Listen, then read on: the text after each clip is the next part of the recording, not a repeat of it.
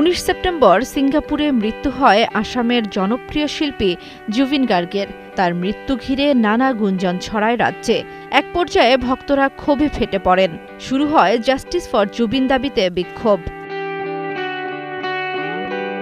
বুধবার জুবিনের মৃত্যুর মামলায় গ্রেপ্তার 5 অভিযুক্তকে জেলা কারাগারে আনা হলে উত্তেজনা ছড়িয়ে পড়ে। জেলের গেটে জুবিন প্রেমীরা জড়ো হয়ে বিক্ষোভ শুরু করেন। মুহূর্তেই পরিস্থিতি উত্তপ্ত হয়ে ওঠে। শুরু হয় অভিযুক্তদের গাড়িতে পাথর নিক্ষেপ। এতে ক্ষতিগ্রস্ত হয় একাধিক গাড়ি ও একটি পুলিশ ভ্যান। গ্রেপ্তারকৃতদের বিচারক তাদের বিচার বিভাগীয় হেফাজতে পাঠানোর নির্দেশ দেন। এই খবর ছড়িয়ে পড়তেই বিক্ষোভ আরও তীব্র হয়। পরিস্থিতি নিয়ন্ত্রণে পুলিশ আকাশে গুলি ছোড়ে ও কাঁদানে গ্যাস নিক্ষেপ করে। এক পর্যায়ে পুলিশের একটি গাড়িতে আগুন ধরিয়ে দেয়া হয়। পরে অতিরিক্ত বাহিনী মোতায়েন করে পরিস্থিতি নিয়ন্ত্রণে আনে প্রশাসন। জান্নাতুল দোলনা, ৭১।